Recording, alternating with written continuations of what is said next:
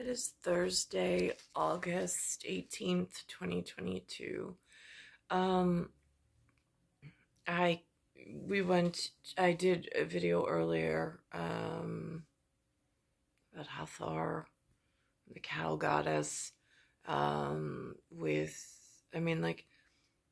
Egypt. So I've heard from what the televised agreement in word has been is that there's some Valley of the Kings. Then there's little pieces here and there. It is so hard to piece together the story and what's happened for my arrival in the city that I'm in. There's Joshua Gates. He works for Expedition Unknown in the Discovery Station. They put on a special, I think it was season 2. Hold on a second. The Celebrity Officiant? It is... It just aired. Season 10, episode 15. I made mention of it earlier. Now, I'm going back to the beginning of the episode to go through it with some of the most important parts that I've seen them mention for some type of congruent story. There's a French Egyptologist on the program. Now what's interesting is wir in German means 4. Janvier in French means January. Louis arrived in January, my father. So sometimes he's a Janvier, although I don't call him that. But in astrology in the North America, they do not teach such things as astrology. I've heard January is associated with Aquarius. That's as far as I got, and I needed something called a TV guide where they put all the soap operas and the Times and the PBS programming and the documentaries back when the television still had antenna, before it became a digital catalog. Judy used to read me they called it horoscopes. And while the words in the horoscope meant very little to me, it was almost like betting on horses. It was a reinforcement of the fact that astrology exists. There's some kind of horoscope the humans find important with some semblance of a reality. So I just use these as little anchor points throughout my life that the humans that I arrived to used as reinforcements. So now when I look, they're talking about Aleph, Aleph, Aleph, and the ox and the bet, the house. Now, the sign that they use is a squiggly line. They say that that's water. I find that interesting because in astrology here in North America, when I was using my keyboard, which says it's English, but it has a 5-letter pattern of another country, because they don't sell American-made telephones here. The keyboard had, when I typed the word Aquarius, it came up with a symbol that then, or sign, But then I chased those signs at one point, which I cataloged on my Twitter or my Facebook, which is a double squiggly line, which again, the water and the Aquarius is that squiggly line. The cow, the holy cow lady, would be Taurus, which is a bull, I think. But a cow, bull, bovine, I think is another word that they use for it. And then there's my occurrence. And then my occurrence brought in whatever I brought in. Now, when I went with St. John's to Fishkill, which is where the ski trip was, I had one of those, like, I can't remember really, but what I do remember is a flower and someone along the lines of Aleph. Aleph? Je ne sais pas, non so. I cannot remember in English. But that's a New York ski slope, and I was in a New York school. They claimed it was Catholic, but it was on Crescent Street, and I didn't see any theology classes going on, and they be stepping. I asked for cheerleading. They said, we'll show you what we have. And it was like a really aggressive type of dance. And I'm like, I'm out of the ordinary in this gymnasium, so I'm going to leave that stepping to you girls. I'm just going to skip athletics at this point in the school, since nothing seemed to be anything like the athletics I was used to. Even though we were in the same state, but one was in City Lines and one was in Long Island. So that happened. And here we are.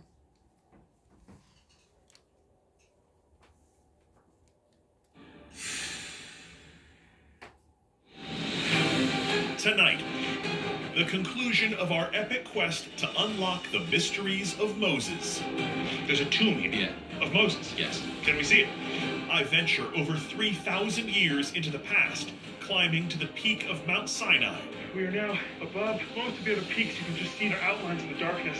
And search for evidence that Moses led his people into the desert. In the world of the Old Testament, this would be an Israelite. This is pretty extraordinary. And a relic from Exodus may be lost in the depths of the Sea of Galilee. It cannot be natural. It has to be man-made. Can you show me where it is? The water's warm though, right? No. Okay, great. Just a couple guys under a heavy cloth in the middle of the desert. Really breathes in here. Fire! Yes! I didn't know collecting data could be this much fun. Hang on. Oh boy!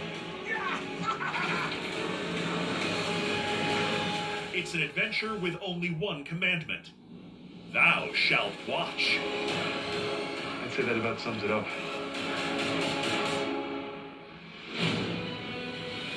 My name is Josh Gates. Hello! Explorer. Adventurer. Amazing! Wow! And a guy who ends up in some very strange situations. Whew, that was exciting. With a degree in archaeology and a passion for the unexplained, I have to say that in all of the humans that I've seen on television, he is one of my favorite personalities, within reason. He's not, I mean, like, I have other personalities on television that are very, very serious, like my grandfather, which I completely am drawn towards and frightened of. However, in a not so frightening serious way, because he is like Lewis, where he gets very serious and then he flips a switch and then he's jovial. So he is one of the personalities that I find as like a go-between or a bridge between acceptable in a kind of sort of most of the time American and then the very serious elsewhere that have a very serious job to do. But I mean, in my opinion, I've looked around and flipped around on the entertainment and the digital package and through the sports category, it looks very opulent, frivolous, and ostentatious. But there is really serious work to do with archaeologists, geologists, climate change experts, and so on and so forth, since the coming of the very special cosmic turn came. It was, even though it was known about and there were special people put in charge, it was handled inappropriately. And now we're out of balance. So now, in this very serious manner, how do you tell this very serious story? Being that I'm in these lands, and while there are intelligent beings in New York somewhere, at sometimes, I don't know if they reside here full time, I don't know if there's a rotation, I'm not quite sure. Whatever they were tasked with, they did not hold my part correct. They did for a while, and then I don't know what changed. I travel to the ends of the earth, investigating the greatest legends in history. Now let's punch it. This is Expedition Unknown. Moses, man or myth? I'm on a hunt for answers, using modern science and archaeology to unravel the history behind this biblical mystery. Moses is a prophet in Judaism, Christianity, and Islam, a towering figure with humble beginnings. According to scripture, Moses was a Hebrew raised in the palace of the Pharaoh in Egypt. One brick down, 200 to go. I've opened the sealed tomb of a powerful vizier with a unique background. His name is Appa El. It's not an Egyptian name. So what is it? It's a Semitic name. With evidence that a person like Moses was able to reach the highest ranks of a pharaoh's court. I crossed into the vast deserts of the Sinai Peninsula to a remote monastery at the base of the biblical Mount Sinai. Everything was built here because this is the place of the burning bush. Wait a minute, you mean the burning bush? Come on. At the top of this most mystical mountain, God himself is said to have bestowed upon Moses the 10 Commandments. You can hear the wind just sailing through. It's getting colder and colder. After hours of hiking, the final test. More than 700 rock-cut stairs to the peak.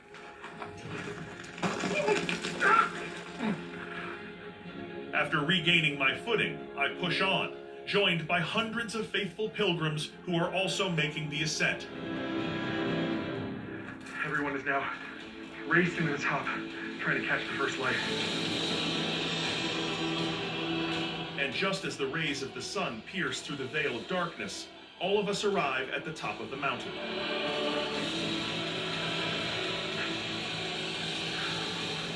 The summit. Whew.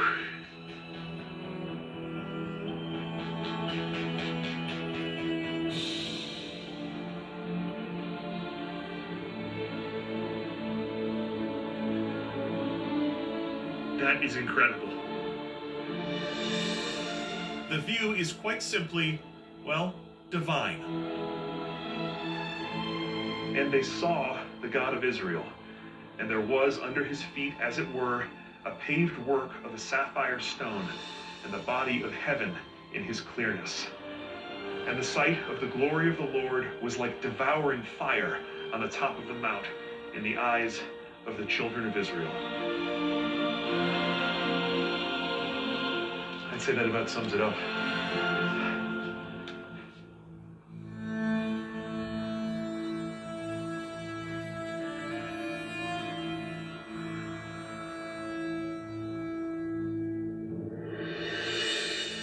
the sun rising in the sky, I enter into the shadows of a chapel kept by the monks of St. Catherine's.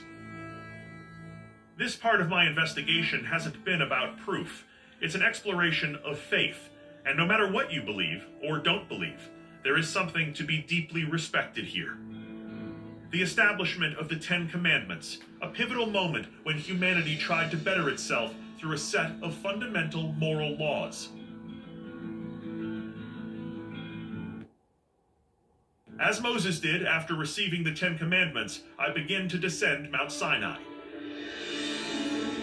Unfortunately, when Moses returns, he finds the Israelites have abandoned their faith and are worshipping a golden calf. In an act of anger, Moses throws the tablets to the ground. As a punishment for their moment of weakness, the Israelites are condemned to wander the desert for 40 years before reaching the land promised to them by God. Now, in my story, my mother is this holy cow woman.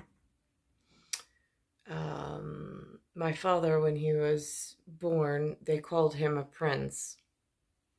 He later, in America, obtained a principal license, whatever that means. That's what it means.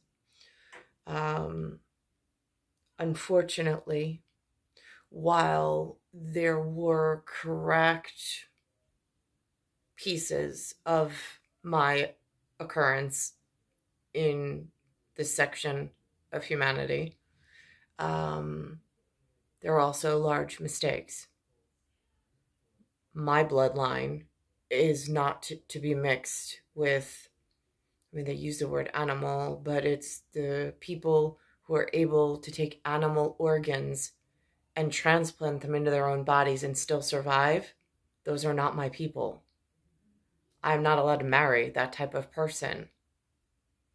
That is for my own health and survival. That's a medical necessity that I not marry those people, that type of person, or be introduced to that type of person with any type of dating or physical relationship at all. And that's where humanity messed up.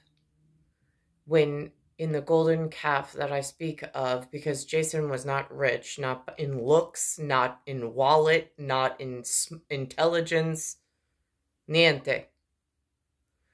And ele non piace, but also he's xenophilia. He's able to have an animal organ transplant. I am not. Same thing with Tia Frio. So they are both born one in April, one in May, but in astrology and horoscopes, they are both Taurus, which means that they are the little bull. I mean, I know that there's stories of the matador. I don't quite understand why my life was put in jeopardy with any of this in these lands, unless somebody is not adhering to the laws set for them by, I don't even know what word to use to show respect for that level. I don't have the words. Nobody has taught me these words. I'm hoping that such a migration would have left an archaeological footprint. And now I hear there's an eminent French archaeologist working at an isolated site that may have found compelling evidence. I drive from Mount into the desert toward a place known...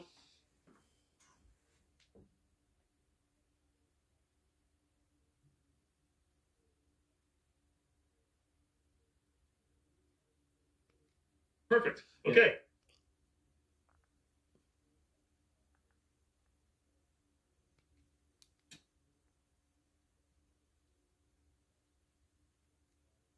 I walk toward the site, which feels like something from another world.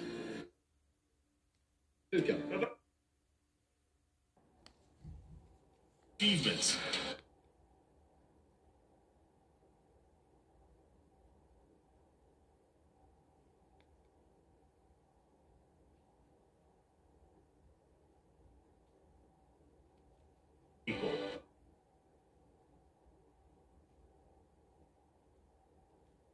coffee that's made to be yours.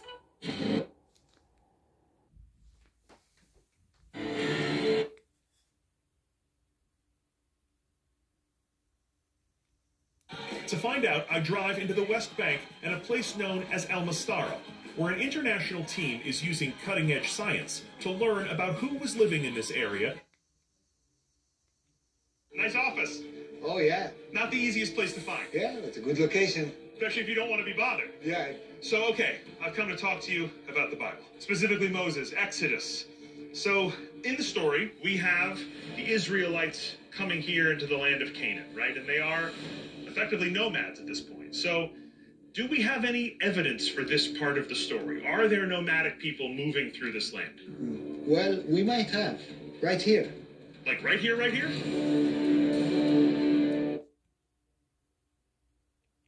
Serious ruins. Okay. So this is our main site. So we have a lot more than just stone circles here, I can see immediately. Yeah. And so walk me through the architecture here. Yeah. I see what looks like a wall over there. Yeah, you can see the basic thing is the whole settlement is surrounded by a fortification wall. We call it the casemate wall. It's made out of 2 lines of stones. It's very typical. Time of the events described in Exodus. So if we kind of put this in the world of Moses, he would have lived in what we call the end of the Bronze Age. Yeah. And so the Iron Age is or the First Temple period, this is what comes after that. Yeah. At the end of the Now here they're talking about the radiological process and the dating of some of the quartz, which I thought fascinating because, again, whatever. The OSL releases the radiation in the quartz crystals and counts the number of photons that are discharged. The higher the number of photons, the older the sample. So if we want to see if there are Bronze Age people here, if we want to think about this biblical story of the time of Moses, we have to maybe look deeper. Yes, but there's one problem. Okay. Because when I sample it, it might be exposed again to the sun. So we need to make it dark. So I have this cover, so I put above the section, and then I go inside. Would like to join me? Jeez, thought you'd never ask. There we go. In order... I can't, at the moment, the whole Nebo reference, I don't know where in this episode it's buried. It's somewhere in there. But this is the last piece that I'll mention, since I already mentioned the other piece earlier today. This is the one with the rock and the staff and Miriam and Moses. Rock with his staff. And one miracle later, fresh water pours from the stone. It is later referred to as Miriam's well, named after Moses' sister. As the Israelites wander the desert, Miriam's well appears whenever they need it, sustaining the faithful and ensuring that they will make it to the promised land. And what happens to it? The later sources say, once the Israelites come into the promised land, the well sunk in the water. Okay. The question is, where did this miraculous stone submerge? The sacred Jewish writings of the Talmud provide a tantalizing clue.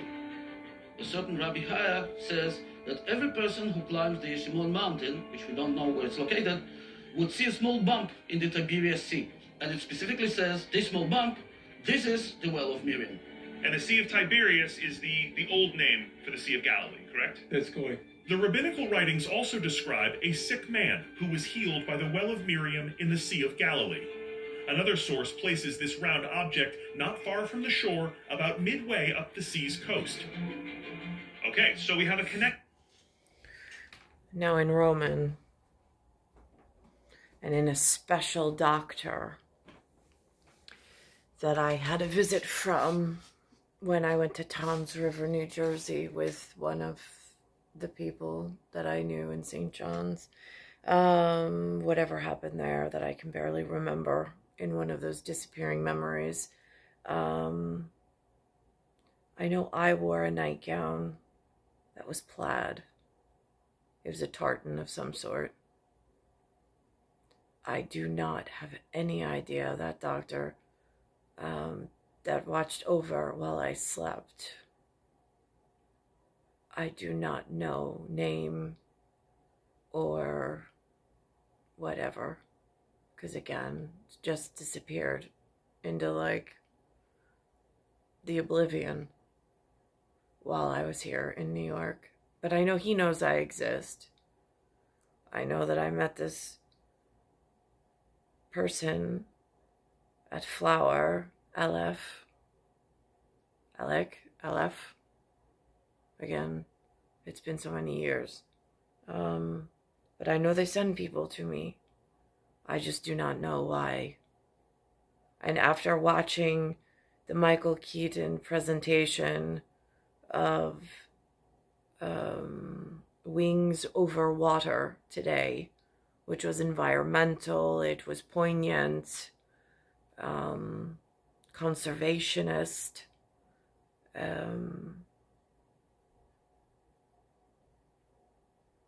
in a different section of the world, part of it being states and part being the man upstairs. And I've met people from Alberta in my real estate, whatever, at civilized meeting at a table that did not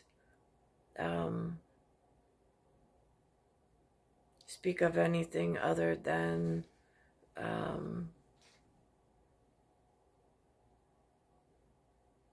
selling houses in their local area. Some had teams, some had family teams.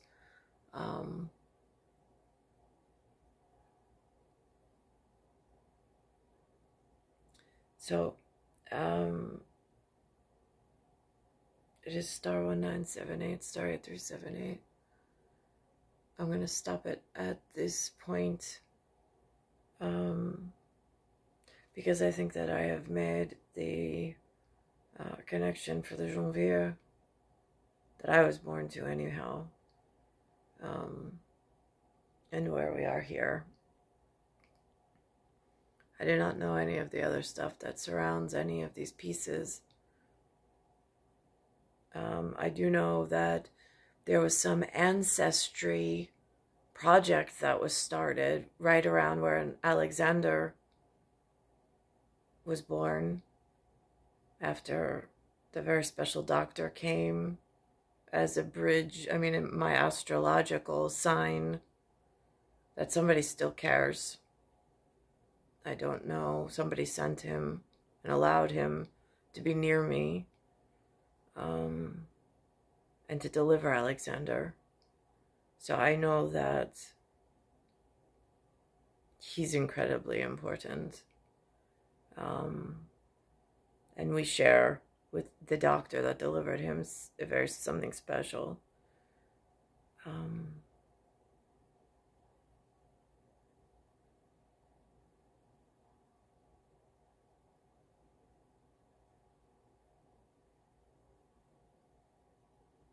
It's star 1978, star 8378. It's Bayside Station, Bayside, New York, 11361. It's Earth, Solar System, Milky Way, Universe, Galaxy is broken.